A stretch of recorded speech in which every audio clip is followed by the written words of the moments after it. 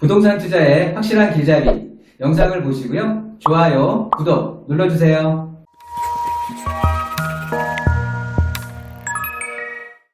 네, 안녕하세요. 네, 고맙습니다. 고맙습니다. 오늘 어떤 고민 좀 가지고 계세요? 예, 제가 그 중동에 있는 센트럴파크 푸르지오 네. 분양권을 가지고 있는데요. 네. 그것을 내년 2월에 이제 입주가 되는데 네. 그것을 매도를 할지 아니면 계속 좀 끌고 가야 할지 네. 그래서 전화드렸어요. 네, 전화 잘 주셨고요. 부천에 있는 거죠. 중동 센트럴파크 푸르지오. 이거 네네. 분양 받으신 거예요? 예, 최초 분양 받았습니다. 그럼 실제로 들어가서 좀 거주하실 목적으로 분양 받으신 거예요? 예. 근데 저는 이제 매도하려고 하는데 네. 우리 또 집사람은 네.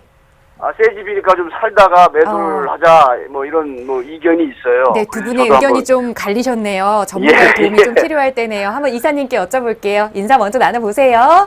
예. 네, 안녕하세요. 아유, 안녕하십니까? 네, 반갑습니다. 예, 자주 보고 있습니다. 네, 아내 사랑이 극진하신 것 같네요. 예, 아내, 지금 제 집사람이서 힘이 세서요. 지금. 지금 맞습니다. 뭐라고 코멘트를 못 하겠네요. 예. 자, 보시면은 이 부천시청역, 7호선 부천시청역에 붙어 있는 거, 부천시청 바로 옆에 있는 거 말씀하시는 거고요. 예, 맞습니다. 그 힐스테이트 중동보다는 우리 아파트가 더 빨리 입주가 시작이 되네요. 네네. 얘네가 내년 7월인가요? 입주가? 내년 2월. 내년 2월요. 예. 2020년 2월 입주가 되는 예. 건데, 자, 우리가 이 아파트 먼저 보기 전에, 네. 우리가 지금 우리 아파트가 위치해 있는 게 부천이에요, 부천. 네네. 그쵸? 네. 옛날에 어떤 정치가가 막말도 했는데, 예. 자, 이 부천이 지금까지 그 주택 가격이 보면, 신도시거든요, 분명히. 네. 그럼 굉장히 살기도 좋은 도시로 계획돼서 만든 도시임에도 불구하고, 네. 다른 신도시들에 비해서 가격 상승이 조금 약했어요. 네네. 약했던 게 사실인 그런 거고. 것 같아요. 예. 네. 다른 분당이라든가 다른 어떤 도시들 같은 경우는 굉장히 가격 자체가 많이 올라왔는데, 우리 부천 중동이라든가 아니면은 강 건너 쪽에 있는 일산 이런 쪽들이 가격 자체가 같이 출발했음에도 불구하고 상승 여력은 굉장히 좀 낮았었고, 특히나 한 2015년부터 이어졌던 한 3, 4년 동안에 무섭게 서울 중심으로 해서 가격이 치고 올라갔었잖아요. 예. 그럼에도 불구하고 우리 부천 지역의 아파트들은 전체적으로 부천 지역의 아파트들이 조금 상승 동력이 크지는 못했었거든요. 그러니까요. 네, 상승폭도 작았고. 지금까지는 그래 왔었어요. 왜 그랬던가 하면 부천이라서가 아니라, 네. 자, 보면 그 다른 지역들 같은 경우가 두 가지예요, 두 가지. 뭐냐면 첫 번째는 양질의 일자리가 예. 그러니까 양질의 일자리가 부족했던 거예요. 네. 양질의 일자리가 예. 위쪽으로 보시면 춘희공단이나 또 위쪽으로는 또 부천에도 공단 같은 것들이 있잖아요. 예. 그렇다 보니까 일자리가 없다고는 할 수 있는데, 제가 이제 앞에 양질의 일자리를 붙은 게 아무래도 좀 급여 수준이 높고, 그렇죠. 이런 일자리들은 조금 부족한 게 사실이거든요. 네. 그러다 보니까 양질의 일자리가 포진해 있는 서울 지역과는 조금 동떨어져 있는 이 지역민들끼리 이 지역에 또 일자리가 없는 것도 아니라서 이 네. 지역 내에 있는 분들끼리 여기서 그냥 다 소화가 되고 이루어졌던 거예요. 예. 그렇다 보니까 서울 지역에서 이 양질의 일자리 쪽에서 이쪽으로 투자 세력들이 좀 들어와 줘야 되는데 그러지를 못했던 거, 어떻게 보면은 단절이 될 수밖에 없었던 상황이었거든요. 예. 그렇다 보니까 그냥 부천은 제자리를 걸었던 게 그 폭이 컸던 거예요. 네. 그런데 이제 변모가 되는 것 같아요, 조금. 예. 결론부터 말씀드리면 저는 아내분에다가 한 표를 더 드리고 싶은 건데요. 그렇습니까? 네, 지금은 좀 상황이 좀 바뀌었어요. 어떻게 바뀌었냐 하면 네네. 서울이 너무 팽창이 됐어요. 예. 너무 팽창이 되고 주택의 가격이 제가 아까 말씀드렸듯이 요 3, 4년 내에 굉장히 많이 올랐거든요. 예. 그렇다 보니까 그렇죠. 가격이 너무 오르다 보면 사람들이 이제 좀 약간 너무 오른 거 아닐까? 그거를 이제 가격 상승에 대한 피로감이라고 좀 표현들을 해요. 예. 그렇다 보니까 가격이 이제 보합세로 좀 접어들게 되는데 예. 꼭 요럴 때는 집값이 좀 더 떨어지면 내 집을 마련해야지 하는 사람들의 심리가 작용하기 때문에 네. 이런 상황에서는 항상 전세 가격이 또 상승을 합니다. 아, 너도 예. 나도 더 떨어지면 내가 집을 매수해야지 하는 마음들이 다 갖고 있기 때문에 전세로 한번 더 살고 매수하려고 하는 거거든요. 예, 그런 사람들이 예. 한꺼번에 시기적으로 몰리게 되니까 전세 가격이 또 상승하게 돼요. 네. 그러면 매매 가격은 조금 떨어지다가 보합으로 가다가 다시 전세 금액이 밀려서 다시 상승을 하게 되는 거예요. 네. 그래서 전체적으로 부동산은 우상향 곡선이라는 게 좀 그려지는 어떤 그런 맥락이 되는 건데요. 예. 그런 관점에서 보면 서울에 조금 있으면 또 전세 가격이 상승할 것 같은 생각들이 드니까 아하, 예. 그리고 지금은 무엇보다도 좋아진 게 지하철이 굉장히 좋아졌잖아요. 예. 이 7호선 타게 그렇죠. 되면 사실 서울 뭐 서쪽까지는 뭐 한 20여 분이면 도착하는 거고요. 네. 강남까지도 한 40분이면 부천에서 그냥 넉넉하게 앉아서 가잖아요. 예, 그렇습니다. 그것도 굉장히 빨리 가거든요. 네. 그 정도면 40분 정도의 출퇴근 거리다 그러면 서울시 전체에 대한 평균 출퇴근 거리예요. 네. 그러니까 부천도 이제는 그렇다가 보니까 이 서울 쪽에서의 이 부천에 어떻게 보면은 이 부천 지역 요 중동 신도시의 가격 자체가 상승하려고 하면 네.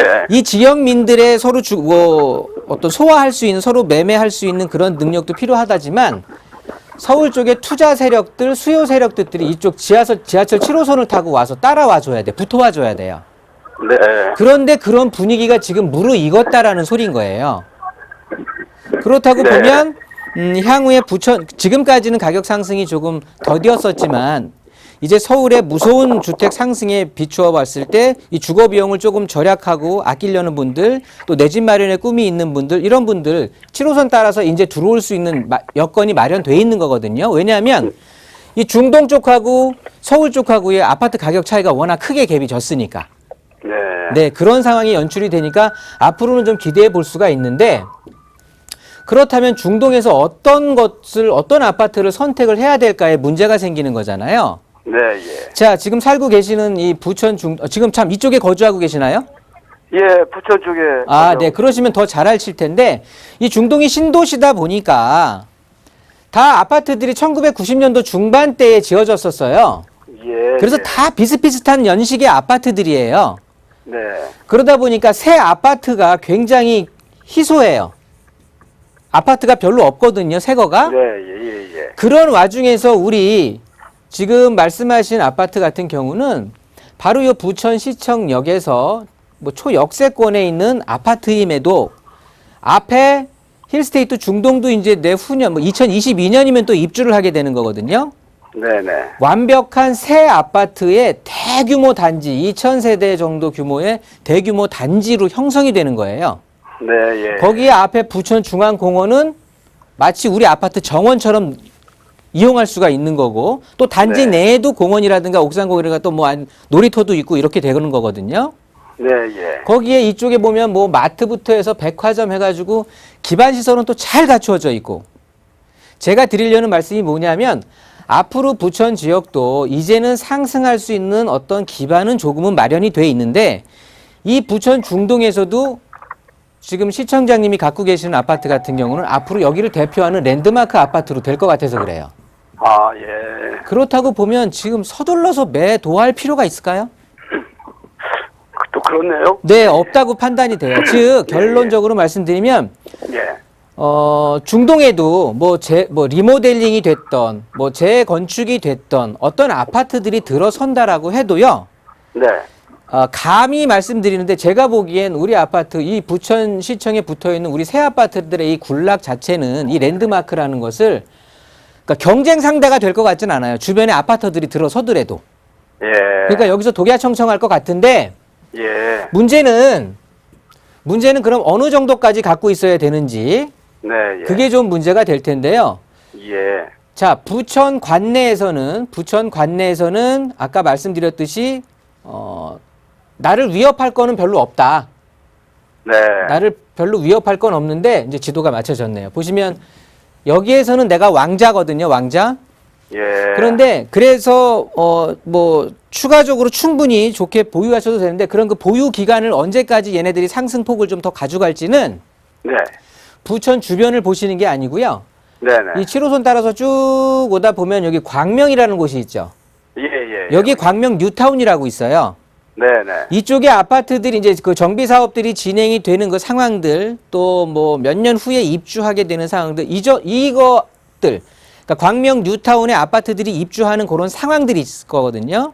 네네. 그게 뭐 바로 뭐 몇 년 안에 이루어지지는 않을 건데, 예. 그것들을 한번 주시를 해 가면서 그 네. 전까지는 충분히 얘는 갖고 있어도 주변에 아. 경쟁자가 없기 때문에 괜찮을 것 같아요. 그래. 그래서 예, 한 2, 3년 정도는요, 그냥 마음 편안하게 보유하시고요. 네네. 그 뒤에 혹시나 또 궁금증이 있으면 다시 이 프로를 통해서 전화 주시면 될 것 같아요. 예. 그러니까 뭐 지금부터 제가 5년 뒤, 6년 뒤를 무슨 점쟁이처럼 말씀드릴 수는 없는 거고요.